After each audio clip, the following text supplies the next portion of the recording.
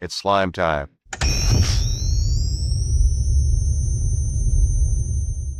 All right, I love that. All right, greetings, ethereal beings, subhuman entities, and spectral forms from the great beyond, and any living humans who may be watching. Welcome back to Hudson Valley Slime Time. I'm one of your hosts, Jason, and the marketing director of the Hudson Valley Ghostbusters. As usual, I'm joined by my co-host, Matt, and sitting in for Corey tonight, we have Joe. Welcome, guys. As Jay said, my name is Matt. I am the executive director and co-founder of Hudson Valley Ghostbusters. We are a 501c3 nonprofit organization that raises money for charity in the Hudson Valley, New York area. And now you're listening to our podcast. Aren't you lucky?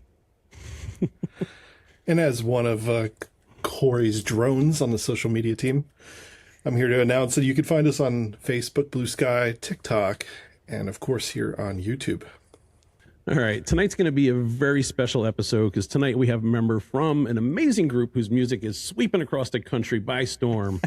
Please welcome Rob from The Chop. Thanks so much for having me, guys. Really great to be here. Oh, thanks for being on, man. I'm actually nervous and excited at the same time about this, and I'm like,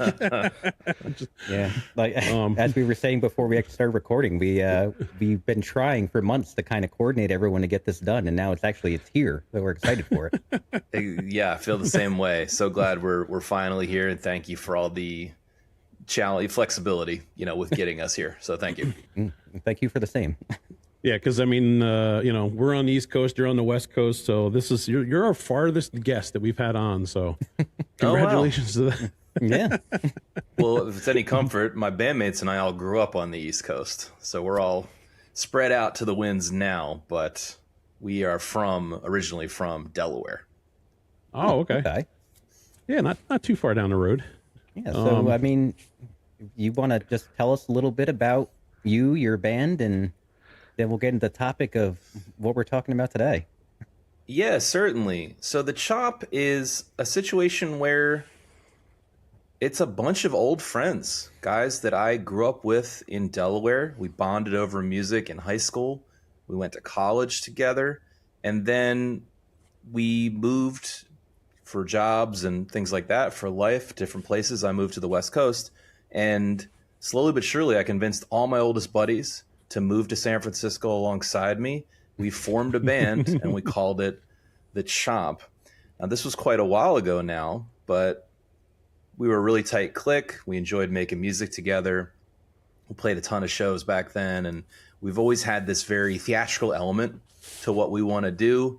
And one of the things I noticed right away when I was starting to play music and want to make music and write music was what bothers me is a amount of self-seriousness with artists.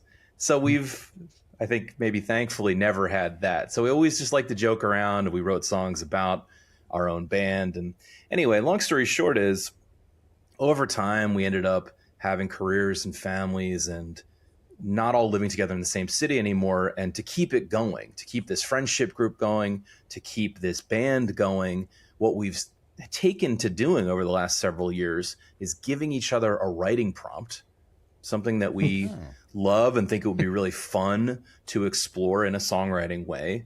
And then, we'll write on our own oftentimes, maybe exchange some things over email, and then meet up at a recording studio somewhere in the country and record together. And that's what happened here with Stay Puft, which is our Ghostbusters musical experience. So we've actually been chipping away at this particular record for a long time. But again, it's just friends who we've been hanging out consistently for 30 years and love each other and all play a bunch of different instruments and all worked on the songs together. And we're very excited to see it finally hit the stands. That's cool. Yeah, because this has been a project in the making for a while, right? Because you wrote the first song quite a while ago, correct? I did, yeah. Technically, it's 10 years in the making. So, Wow. Listen, one of these things is I'm an amateur musician. I have a 9-to-5 job. I have a family, and my friends are pretty similar. And we really love music as a hobby. We've been playing music our whole life, but it can be a little bit challenging to bring everyone together. And so we've done various projects over the years. I have my one close collaborator on Stay Puft. His name is Tom. He lives here in California where I live as well. And so we're still playing and writing a lot of songs and have made some other records together besides this. But this particular concept was really near and dear to the whole friend group's heart. And so our goal was to get everyone together consistently and everyone to contribute to it. And that made it take a lot longer. Awesome. Now, I mean, were you guys like Ghostbuster fans growing up? Is that why this was like such a... Absolutely. I can't even tell you what seeing that. I feel like Ghostbusters, the original Ghostbusters, was one of the first movies either that I saw or certainly that imprinted on my young mind. I suppose I was a little too young when it originally hit theaters, but I must have caught it when they re-released it a few years later or something when I was a pretty young kid. And to me, it's always stood out as, of course, a terrific movie, a hilarious movie. But I think one of the things I really respect about it, apart from many things, its originality, what I was going to say was it works for adults and kids. I love that about it. Joe, I didn't mean to cut you off. I know you started to...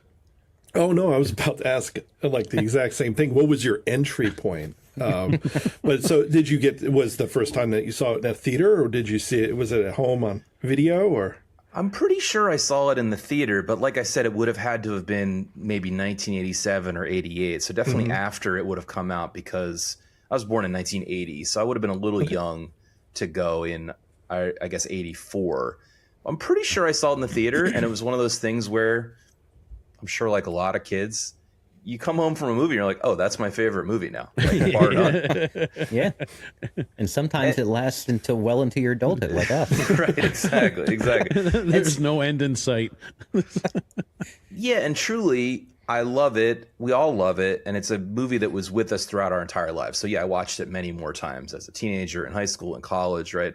And even here as an adult. In fact, before we even started on this project, I remember one time in my late 20s setting up a screening of it. Like I had access somehow to a relatively large theater room, and as a birthday party for myself, I got people together and we had a screening of Ghostbusters in there just for fun. So yeah, I've always loved it. And us writing about this came partially from our love of the movie and us referencing it and having little inside jokes about it as a friend group, as you can imagine. But then one night, presumably over beers, somebody started talking about some of the themes. I want to say it was Tom, and he mentioned, oh, it's such an interesting movie because apart from it being hilarious and original, it has this implied theme of science versus the supernatural. And not only that, but one could say that what it is saying is that when science and the supernatural both exist in the world of Ghostbusters, they're both real. But in the end, science triumphs over the supernatural. And I think that's a really interesting and deep philosophical concept, and we set out to explore some of that. Yeah, you guys even wrote a song about it on the album, The Men of Science. I love it.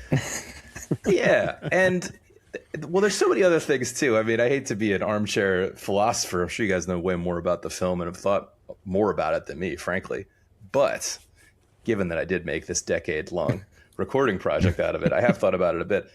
Yeah, there's other pieces of it too, which is, I think it has more to say even on that topic. Like yes, these guys are scientists, and science is the belief system that they put their faith in. And then they go up against the supernatural, or in a larger sense, maybe religion, these old Sumerian gods, right? Or this one Sumerian god. But in the end, when they're setting out to cross the streams, they're not sure if it's going to work. It is a leap of faith that they have to take. So I just think there is a little bit of depth there, whether the writers intended it or not. Well, I mean, Dan Aykroyd himself was very, very into spirituality and the supernatural and everything like that. And he flavored that all throughout the movie. Right. So I'm sure, yeah, he brought in a lot of science to it too. He made up names for things, and he could tell you how they work. He created this whole world because he was so deep into science and the supernatural. I think his family did it for years, I think. Yeah, I researched a bit of that, and yeah, it goes back generations, right, to people running seances and doing research on ghosts and ghost sightings, and yeah, so it's this whole family affair.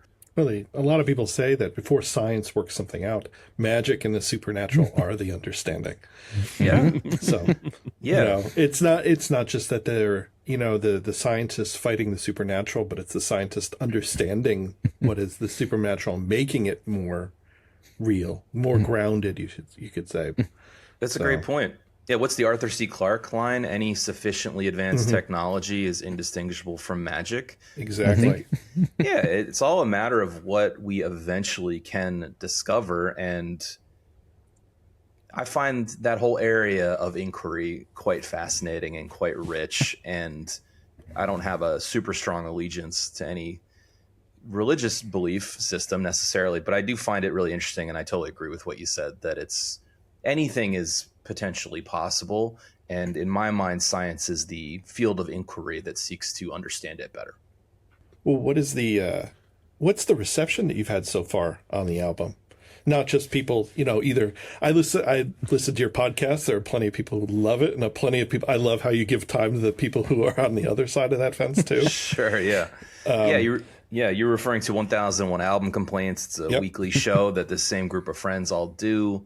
And we review an album from 1001 Albums You Must Hear Before You Die every week, and do it from the perspective of musicians nitpicking in the van on the ride to the next gig, which honestly is just something that I think all musicians do. Every musician I've met, there's a little bit of complaining, how we call it, even for the stuff we love. And so, yeah, we of course invite some complaints and a little bit of internet hate, and that's fine. But yeah, sorry, what was the original question? Oh, how was it received? Yeah, you've seen the Beatles. You've seen the Beatles' Hard Day's Night, right? It's like, it's pretty hard to even go to the coffee shop. No, it's going well. Like I said, we are ultimately, our goal these days, right, is one, to make the music and make music that we really would enjoy to listen to and do enjoy to listen to. And for me, especially, like, having the vinyl record in my hand is an end in and of itself. And then, better yet, our goal is to sell enough of those vinyl records to make the next vinyl record. That's really the main goal. So in that goal, we're not quite there, but I'm confident we're going to get there. Well, I know at least a few people on our team have been buying vinyl, so. Well, thank you for that. Thank you for that. Yes. Yeah, actually, I bought one just recently. It was actually like right before we were supposed to record last time, and I received it in the mail, and I want to thank you again, because like sending us a second one that we could give away or auction off, or haven't decided what we're going to do with it yet, but thank you guys so much for all supporting. It's amazing. Thank you. I'm really glad you like it, and of course, thank you for supporting. You must understand that of course it's challenging. It's such a crowded world out there, whether it's music or art or podcasts, anything, and so I'm a huge fan, because I like to make things, as you guys do too. I'm a fan of just trying your best to support other people who are making things, and I get it. That can be hard. Like I said, it's a noisy world, so really, really appreciate it. And it's just cool that the fans and the Ghostbusters fan community is responding positively to it. Yeah. So if you're listening the next, and you see us at the next few shows or so, keep an eye out, because we'll have that record available for you, and one lucky person will be able to get it. So on a beautiful Slimer green vinyl. Oh, I love it. I actually put a little green light behind it too to help illuminate it. I want to say that the concept for the art almost came before we had named it or anything, because I was like, I like this idea of a relatively monochrome, subtle cover, let's say, mostly white cover, and then you get this big pop of green when you open the thing. To me, that was, I had that. And I'm a sucker for green, so like when I saw that, I was like, yeah, I definitely got to have that. So it's not only does it look good, but it sounds great. So it's dual purpose. Thank you. But I mean, do you guys do any? I know you said you were always busy with families and business and stuff, but you guys ever do any performing live at all? So yes, I do. I haven't with this band in quite a while, but the next step and 2026 goal would be to put together a Stay Puffed live show, because the reality is we've done all these different things now, with various parts of the friend group. We have a Star Trek The Next Generation theme band. That band has been gigging. because those folks are all based here in Northern California with me. And we also made an Arby's concept record before this called Ghost Beef. I'm sensing a theme. So that band gigged a little bit. The truth is that the Stay Puft songs, they need their own band assembled and they need their own set of practices. And I am working on that now. Because we were kind of tossing around an idea, and we thought it would be amazing for, and I mean, obviously we have no input or say on any of this, but every year they do Ghostbusters Day down in New York City in front of the actual firehouse. And it's awesome. The past few years, they have the Alesi brothers. Am I saying that right? Yep. Yeah. From the soundtrack, right? Right. From the soundtrack, they come and they play their hit song that's on the album. And we were thinking, like, man, you know what? That would be like the ultimate setting for you guys. Ghostbusters Day in front of like in front of like thousands of Ghostbusters, because Ghostbuster groups and fans come to New York City that day from around the world. So, like, I mean, what better exposure, you know, than, you know, being able to do something like that. Well, listen, it's just a matter of if I can land that gig, then I'll happily be there to play, and I'm sure all the guys will be there. I think we know a guy who might know knows a some guy. people. We have contacts that know the happen. people that do it, so we can always, you know, try to plant the bug, you know, or plant the seed and see if we can get it to start growing. But that usually takes place, it's like beginning of June. I can't remember exactly what day it is. Well, Ghostbusters Day is June 8th. So it's usually either on the day or somewhere around there. Yeah, it's the Saturday. It's that Saturday. But nice. They might already have everything in set for this year. But I mean, sure. Like I said, it's becoming an annual thing. So no, that would be amazing. And, you know, it's just the difference between you guys are musicians, I can see from some of your backgrounds, right? You guys play music as well. Wanna be, but yeah, I mean, listen, I think it's just like you said, it's a function of busy lives and geographical separation that we've ended up defaulting a little more to the recording stuff. I love playing live. I love practicing with a band. You know, it's so much fun just to get in the room. I was playing with the Beverly Crushers, the Star Trek band, earlier this week, and it's just a ton of fun, even just to practice, right? That's an amazing name. Thank you. Yeah, I love the idea of it. Yeah, it's funny. The Beverly, I'm a TNG nut as well. Nice. But I had absolutely heard you guys, the Beverly Crushers, before this, and then once I saw the link, I was blown away. But it was sort of awesome to catch that. Yeah, that's actually where the concept bands really began, because that was another thing that pop cultural thing that we really had grown up with and used to joke about, just have inside jokes about, but also reference. You know, it's a great TV show, stands up to rewatch, all that stuff. Oh, yeah, and I was getting ready to move quite far away, and we had been jamming a couple of our friends, and we didn't really have like a game plan for what the band would be or anything. We were just sort of having fun. We're like, oh, we should commemorate that we've been doing this. How do we do it quickly?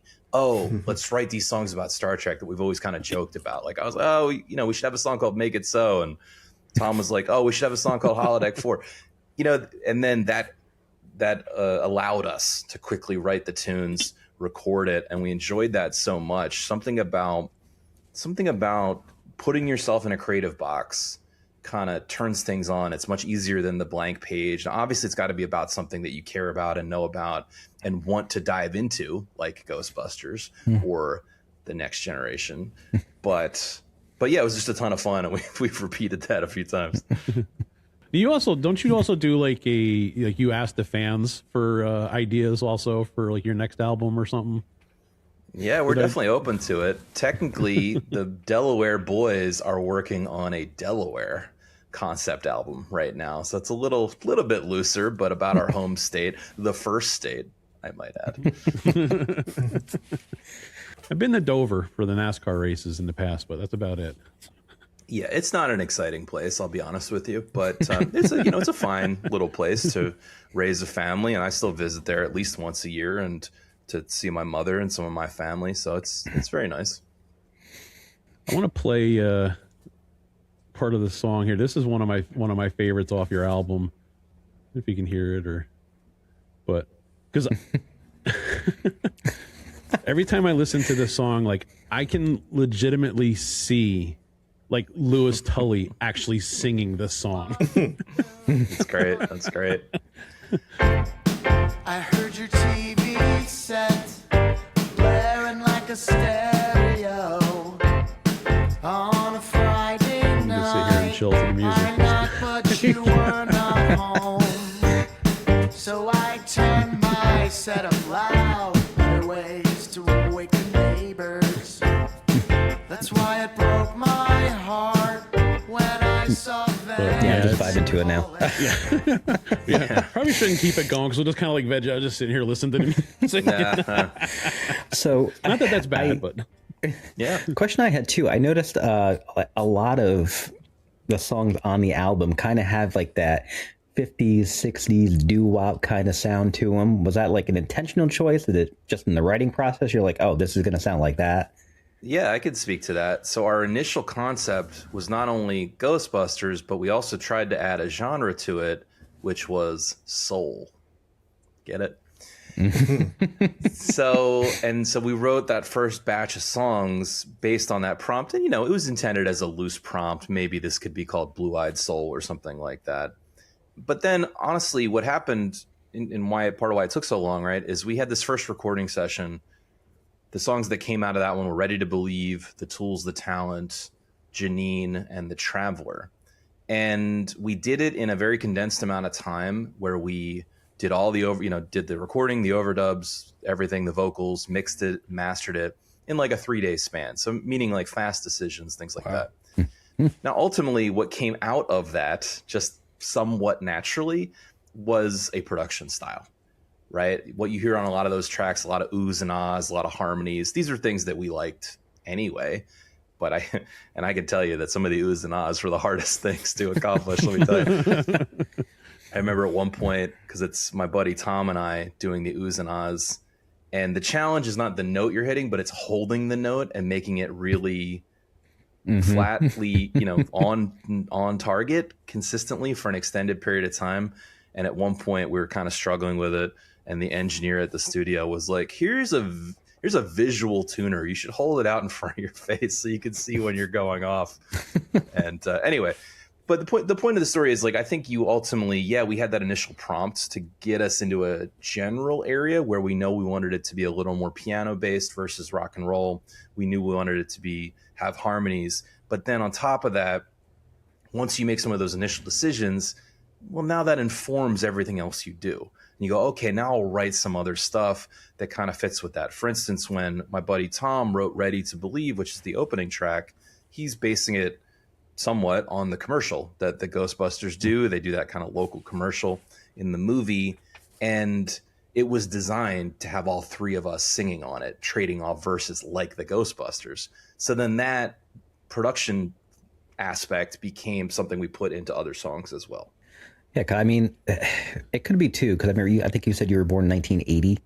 Yeah. I was born in 83. So like being born in that era, that's when that kind of 50s nostalgia was kicking in.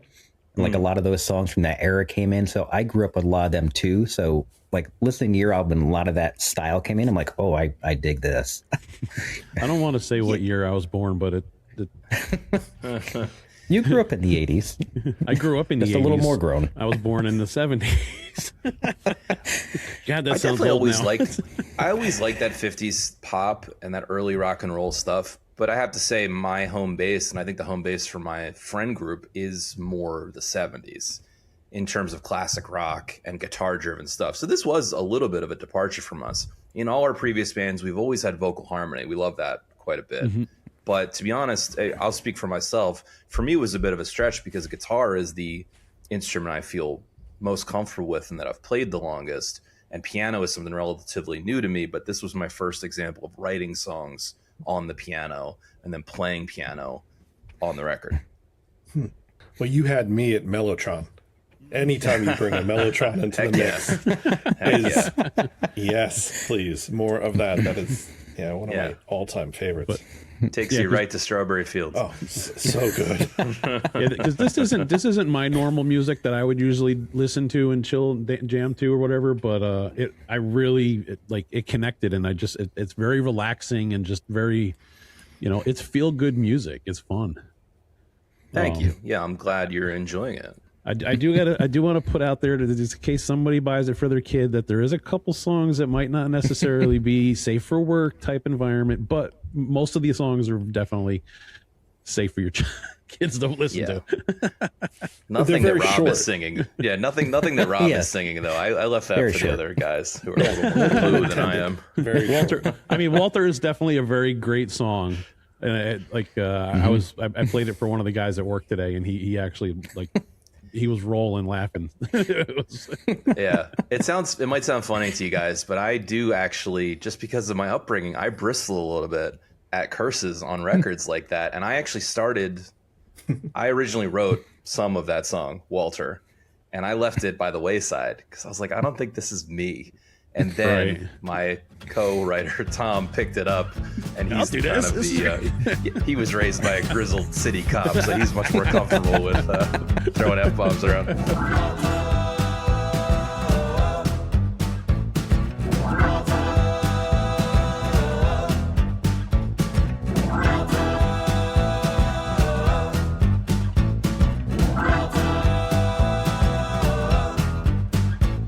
I hear you knocking on my door. Don't want you coming round no more.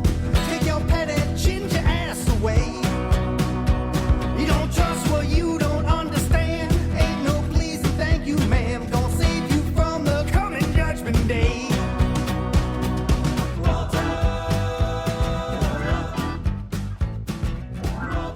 Well, I'm about to make Walter's response my ringtone. So Yeah, that was another thing that helped unlock our process too, because actually that's my buddy Phil on that little piece playing piano. That came before the Walter song, and it was one of the first things that it was part of the demos that we put together for the very first session. We didn't record it at the time because it's so small. Like, it was almost used as a joke on the text thread, and I think it was recorded almost jokily. And then at some point, we're like, no, we should just record that. Like, what's wrong with a 30-second song? We can do as much of that as we want to. I love it. And that song ends, and the arm of my turntable goes right back. Yeah. So yeah, I think it's part of the fun of making records is you get to try different things, and you get to break some of what might be your previously held rules that are just in your own head, of course. Yeah, I mean, and for you guys saying this type of music was out of your comfort zone, for you to do so great with it is amazing. And I think a testament to how great musicians you guys are. Oh, thank you. Yeah, because listening to the songs, you wouldn't know that that's not like your normal, style of music. So I just generally like to play my guitar loud, kind of. I mean, the last thing we did was a 70s metal album, so. Yeah. I got to listen to that one. I've mostly been concentrating on Stay Puft because I knew we were gonna, sooner or later have this conversation. So now I'm gonna have to go back and revisit the other albums so I can get the full, full gamut. It's definitely different, but look, the truth is everything I've ever enjoyed always has an element of pop in it. I mean, the Beatles are the greatest band. I think I hope you can all agree to that. And I'll agree. So everything has that element to it. So then the challenge became about making the production style a little bit different and not leaning on guitar stuff. And yeah, there's one or two guitar driven songs like Men of Science or maybe I Ain't No God. But for the most part, it is a much more piano driven affair, which just felt like a little bit of a stretch. I don't know, Jay, with the music samples you have, do you have the Tool, the Talent queued up? Because I think that might be my favorite song on the whole album. I had a woman, she was heaven sent, couldn't take it no more, walked out the door cause I was late on the rent. I asked my mother for I'm gonna start humming along now. place to Yep. stay. But she turned me down, said don't come around, 'cause she got her own bills to pay.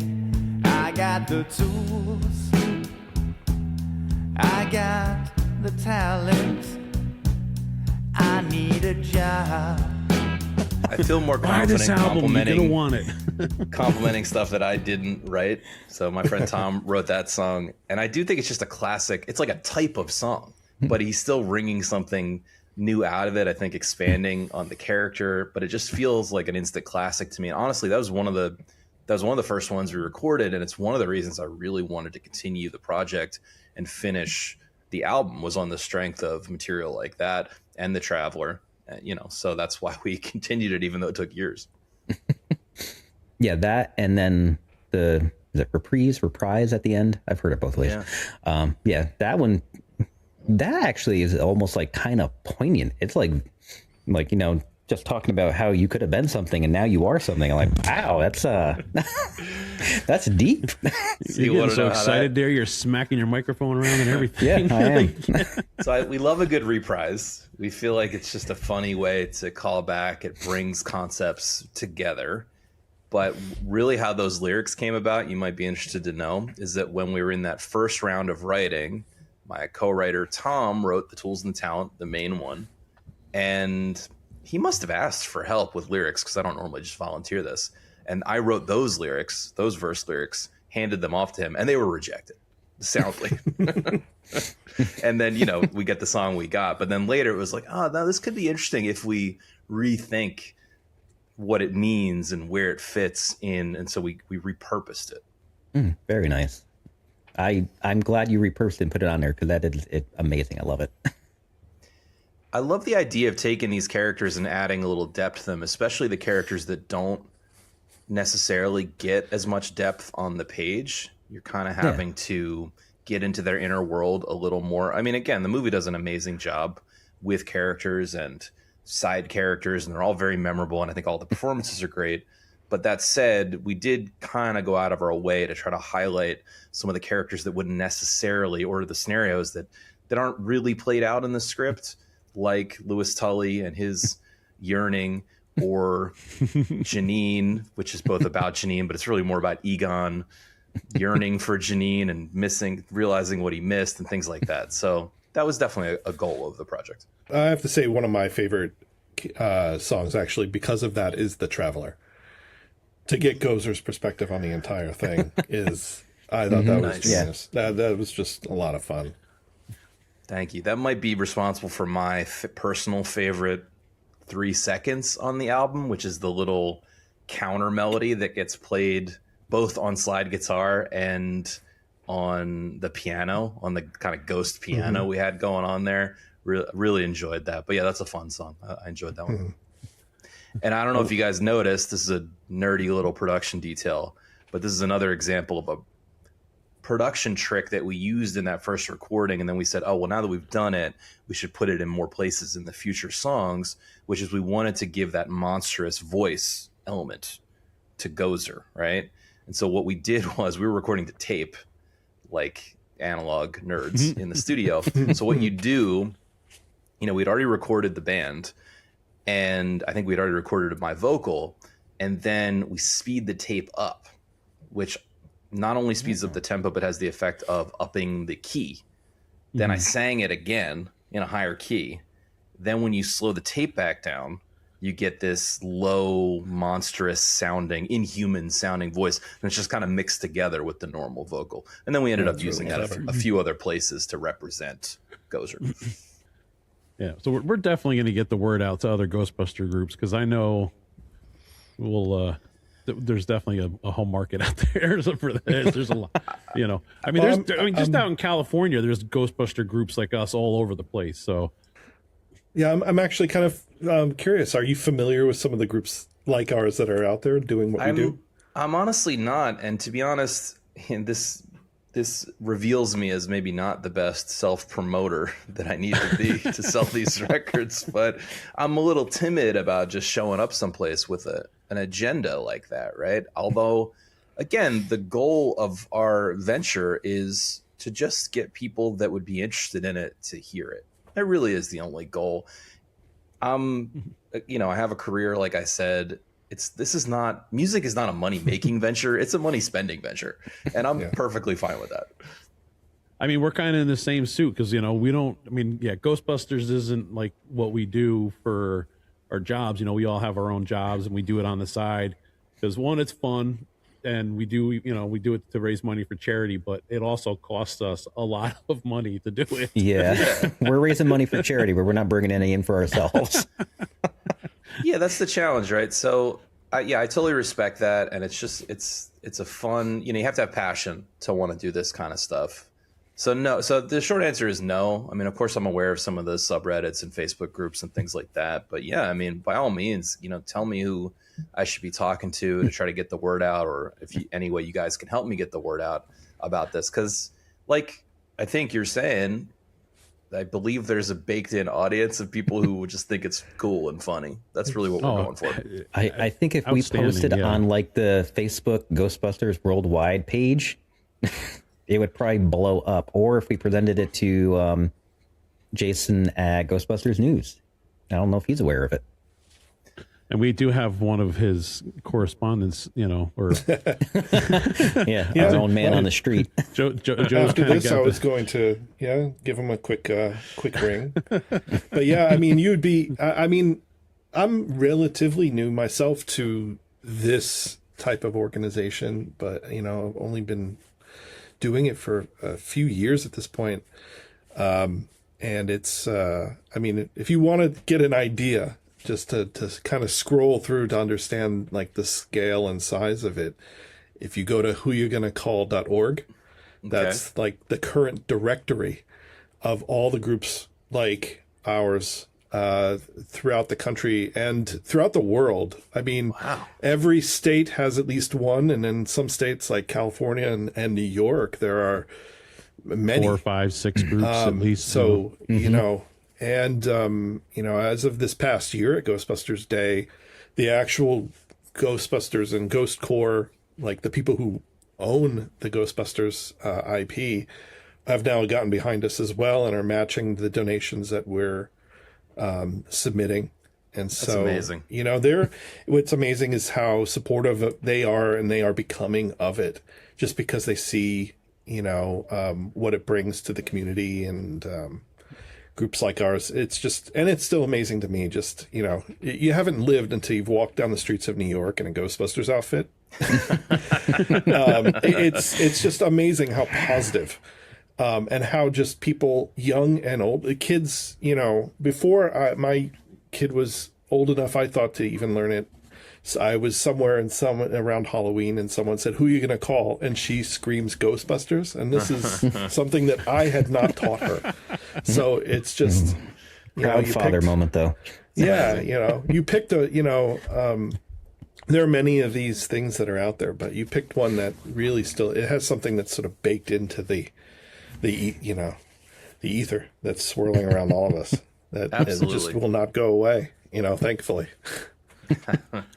That's amazing. So I mean, so not only do you guys offer this on vinyl, but you also offer it on CD too, correct?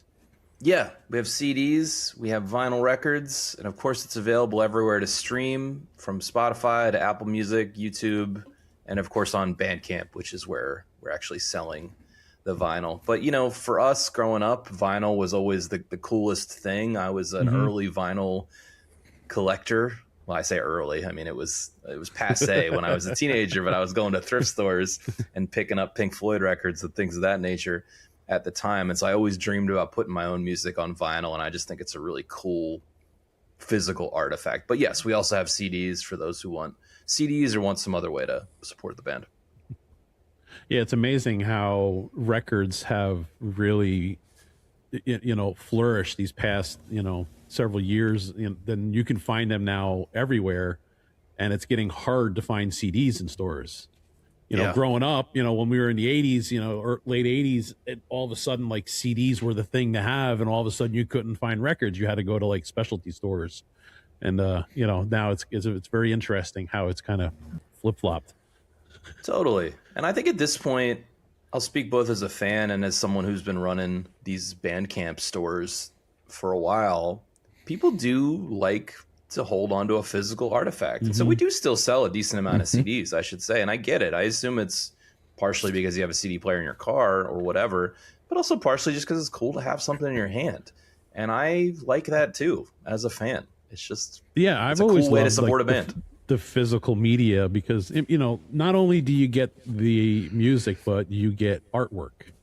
You know, you get the you know, sometimes you'll get the actual lyrics, or, you know, there's all kinds of other things that are hidden in, like these CD covers, album covers, and whatnot. So, you know, I love having that physical media. I have drawers full of CDs and, you know, DVDs and VHSs, and I still have like a whole bin full of cassette tapes, just because I love going back through and just flipping through the artwork and the things that they have in there. Sometimes there's stories about the band or, you know, whatnot. So Totally agree. Yeah, the more info, the better. I was one of those kids who pored over liner notes for hours at a time. I think now I'd need a magnifying glass to read the liner notes on a cassette tape, but sadly. But yeah, I mean, the more information, the better, was how I always felt about it, whether it's lyrics or who played what or who wrote what or who they're thanking or what studio they recorded at, all that stuff. yeah, you learn who the band is, or learn more about them. It's, you know, it's great. Until your mom gets a hold of the Guns N' Roses Appetite for Destruction cassette, and she's like, what is this image of? Oops, never mind. But you have to tell me, for those who know. Do I need to keep searching for the Dana Barrett blues explosion, or is that an inside joke?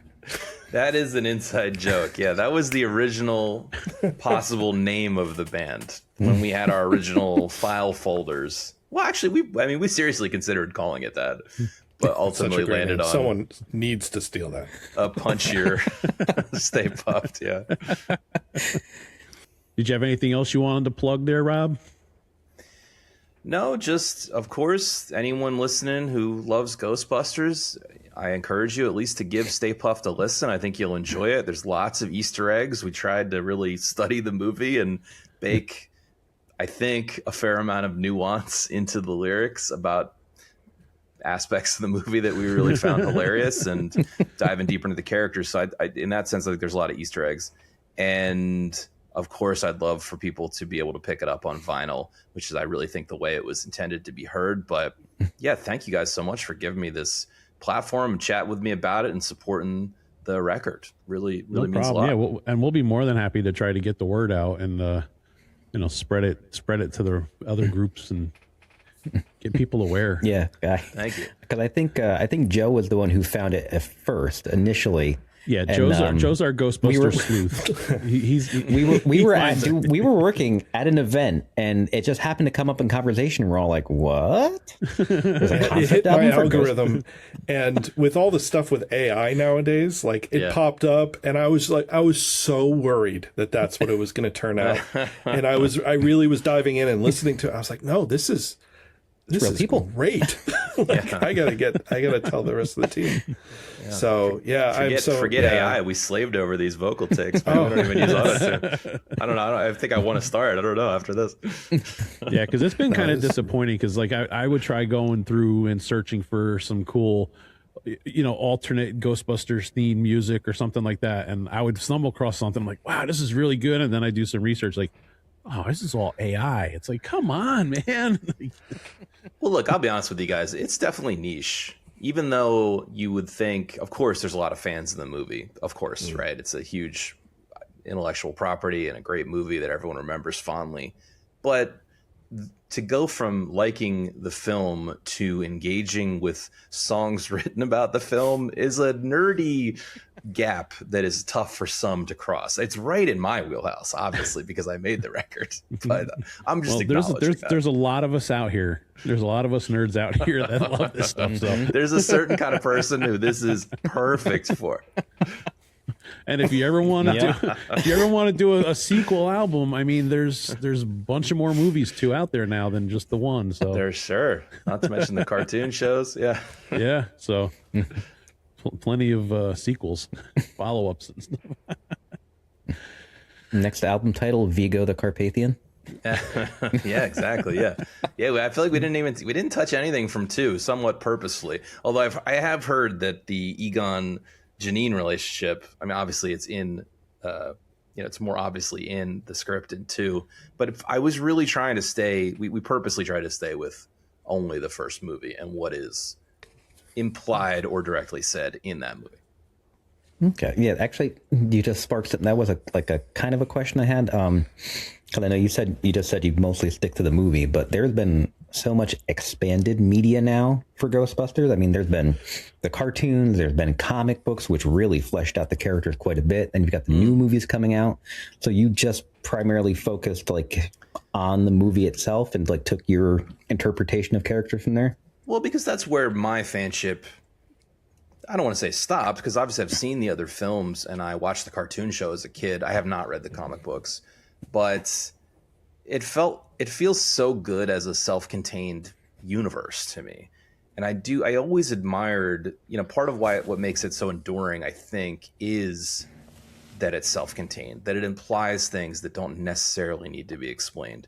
So I totally get exploring in more depth, but I kind of like the idea of cordoning myself off from that while we try to do a rough version of the story from that movie in a chronological order. And also, that's the kind of thing that helped frame up how to even write the songs. So I mentioned putting ourselves in a creative box to a certain extent as a technique to get to something a little quicker or faster, knowing where to find the inspiration. Like by the end of it, by the second round of songwriting, I looked at the songs we had, I watched the movie, which of course was enjoyable, and I kind of storyboarded it lightly while I was doing it and go oh, we kind of need this beat somehow covered, and and so there's an implied track sequencing, and obviously it's not a perfect retelling of the story, but that was the goal.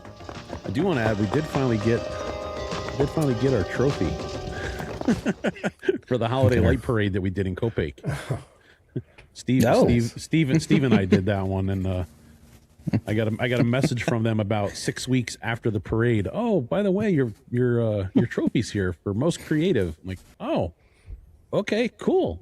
And I will say too, something we talked about briefly in chat, but we forgot to bring it up last time, and we forgot to bring it up this time. This is technically our 2-year anniversary because this will be our 24th episode. Nice. So for all 103 of our subscribers, thank you for sticking with us. 110.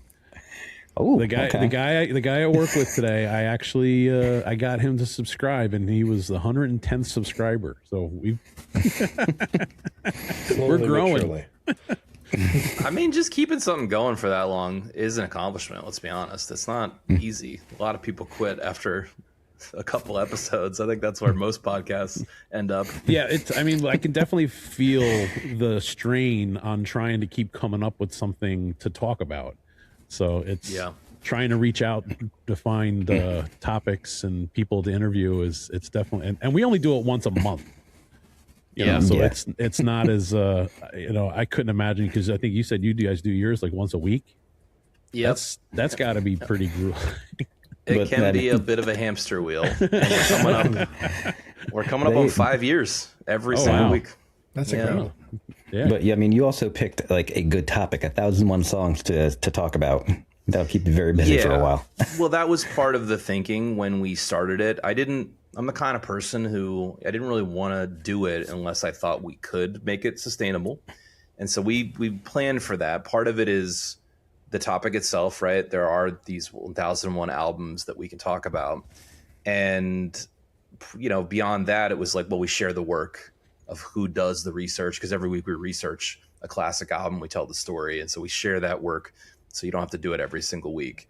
And the other guys can kind of just be panelists. So yeah, there were a few pieces of it that helped, but I can tell you that it's, kind of takes over my life at times. Having something you love take over your life. I can't imagine what that's like at all. Right. Well, listen, I have a lot of nerdy obsessions, so I need to divide my time carefully amongst them. Okay, for our list of upcoming events with Hudson Valley Ghostbusters, on February 28th from 10 to 2, we will be doing the Special Olympics Polar Plunge at Heritage Financial Park, better known as the Duchess Stadium, where the Renegades play. You should come out and see us for that. We recently did a Double Good popcorn fundraising event where we brought in $632 to donate to Special Olympics, and we will be raising more money day of. And a few of us will be crazy enough to jump into cold water in our flight suits. So I can't believe I said I would do that. Better me neither. I hope it On warms March up by then. 6th, on March 6th from 10 to 4, we will be returning to Empire State Plaza for the Kid Expo. That has usually been our kickoff for the season, but our season keep moving back. But that is always a great event. We love doing it. We've raised a ton of money for charity doing that one. March 14th at 12, we will be in the Beacon Parade of Green once more for our 6th or 7th year in a row. Come catch us there. And for a brand new upcoming event on March 15th, the following day, from 9:30 to 5:30, we will be at Westchester Children's Museum in Rye, New York for Slime Fest. Because if you're going to have a Slime Fest, you got to have Ghostbusters. Be sure to check us out there. Absolutely. Well, that is going to wrap up episode 24 of Hudson Valley Slime Time. Can you believe it? It's been 2 years already. If you've enjoyed listening to us all this time and the things we've talked about, please do like and subscribe. For any questions or comments, you can reach out to us by email, podcast@hvgb.org. If you were listening to this podcast and are interested in having Ghostbusters at your next event, but you're not in the Hudson Valley area, you can visit the Ghostbusters directory, whoyougonacall.org, and on there you will find a nicely organized directory by state or country for your local Ghostbusters group. For our local fans, you can book Hudson Valley Ghostbusters for your next event by visiting our website, hvgb.org. And where can they find us, Joe? Oh, yeah, that's me. On our socials, you can find us, of course, on our Facebook, Bluesky, TikTok, and here on YouTube, where you're watching this. And don't forget That's the gram. All right, if you have any questions about anything we discussed tonight, please leave a comment below. Remember, to help show your support, visit our online store at redbubble.com. Type HVGB in the search bar. There you'll find all kinds of amazing merchandise. You know, got like some really cool backpacks. You know, I got really cool, trap duffel bags. You can even get a duffel bag that's got our Slime Time logo on it. There's all kinds of great stuff on there, so check that out. I don't want to brag, but I did design most of that stuff. Don't forget, a portion of each of those purchases does go to charity. And like Matt said, one of the easiest way to support us is to like, share, and subscribe to our YouTube channel. With that said, I want to thank Rob. Man, I really appreciate you coming on here and talking about your album, The Stay Puffed. Thanks so much for having me. Yeah, this has been fun. This has been one of the more fun that we've done in a while, so I appreciate this. Is great. Mm-hmm. And be sure to check out The Chop and their album, all their albums. They're great. Yes. And as always, remember, have fun and play with slime. Okay, so I'll see you later, huh? I'll give you a call. Hudson Valley Ghostbusters, what do you want?